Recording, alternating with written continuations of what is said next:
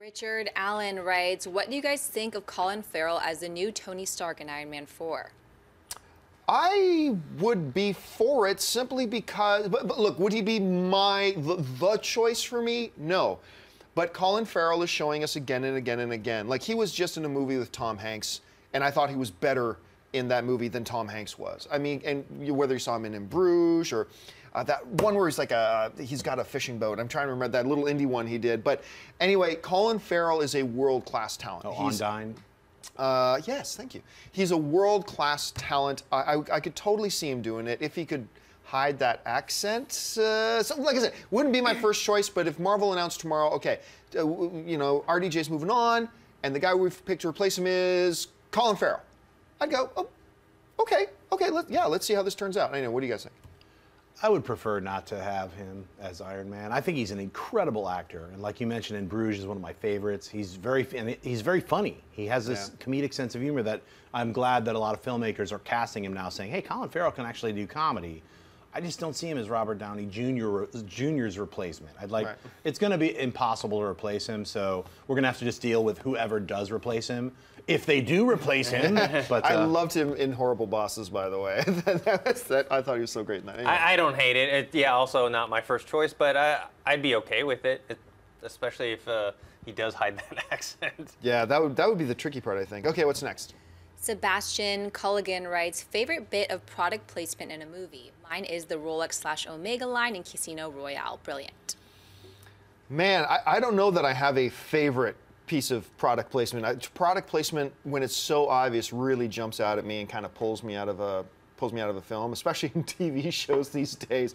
Like even one of my favorite TV shows, Arrow, they're always, you can tell what brand of phone they're hyping this week because you'll get a close-up of the phone with their Windows 8 interface like every single time. It's like, come on, it pulls me out. So I'm going to say none. Transformers 4. Oh, the beer. Yes, the Bud Light. I mean, how can you not like when the beer bottles go all over the ground? He picks one up, he snaps it off and takes a drink of it. I mean, how awesome is that? The only thing he didn't do was point out at the camera and wink. Wow. That's the one part of the Transformers that I missed when I took my 10-minute walk around. My walk about the theater when I was like, gotta clear my head, guys, and came back, and Dennis was like, you just missed the best product placement I've ever seen in my life. And so I was angry that I missed that one scene. For me, there is no product placement that look, when they have to put it in there, it's like it's in there because they're paying the bills to make that movie. The less conspicuous, the better. If it's like blurry in the foreground, I don't mind seeing it that much. I just don't need the product faced towards me. I'd rather prefer it like a little bit 3/4. So I'm like, all right, it's just subtle. The subtler the product placement, the better. And in fact, the more invisible it is, the better, because then it's become subliminal. So that is the sign of a true good product placement is when you actually want that product and you're like, why am I thinking about that? Because it totally was in the movie, but invisibly, you know?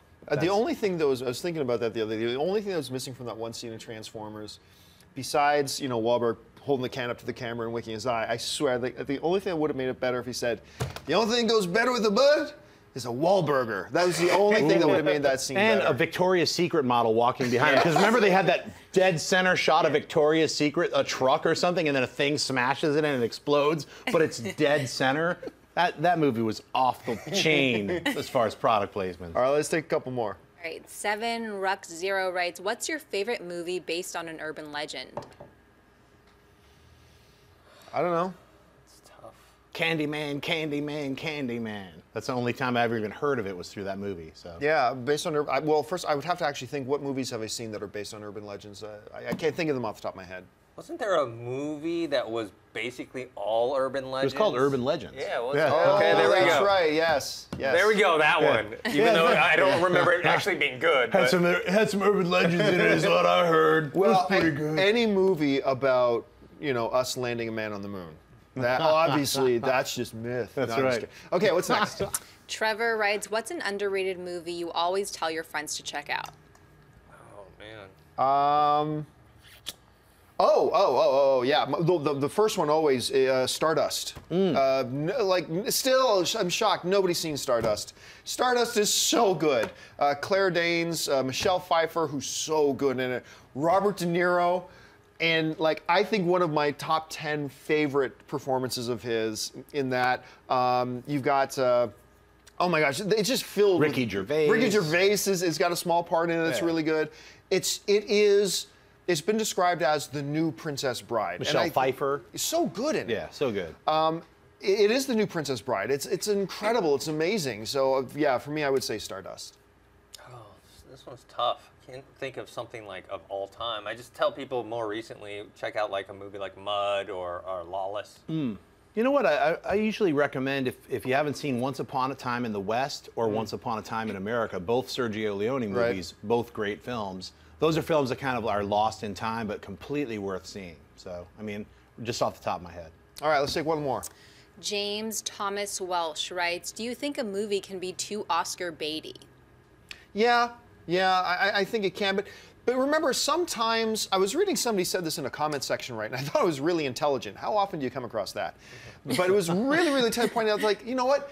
Don't confuse a movie that is good enough to be seriously considered for Oscars just Oscar bait. Maybe it's just because it's a really great movie that you got to consider for an Oscar.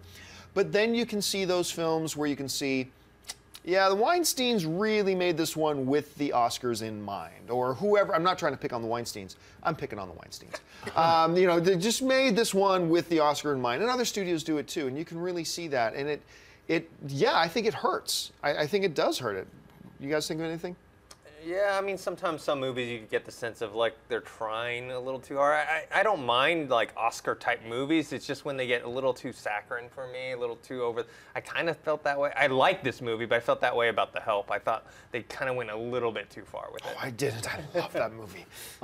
You know what? For me, I don't really think about it until it becomes Oscar season, and then you see all those like papers, like, you know, most amazing performance. And if you saw the movie and you don't agree, you're like, they're just like, you know, they're Oscar baiting. That's how I look at the Oscar baiting. Is like once it's awards season and everyone's like bringing out those movies, you're like, that's not really Oscar worthy. I don't know why you're like saying the most amazing performance, but it's like, I don't even remember people talking about it, you know.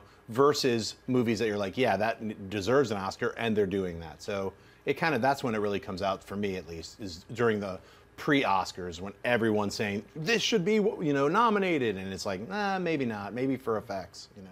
Hey everyone, if you liked this video, click that thumbs up button and make sure to subscribe to our AMC Movie News YouTube channel. It's free and helps you stay up to date with all the latest movie news, as well as our daily AMC movie talk show. Also, make sure that you follow us on Facebook and Twitter to stay up to date with all of our special promotions, contests, and prize giveaways.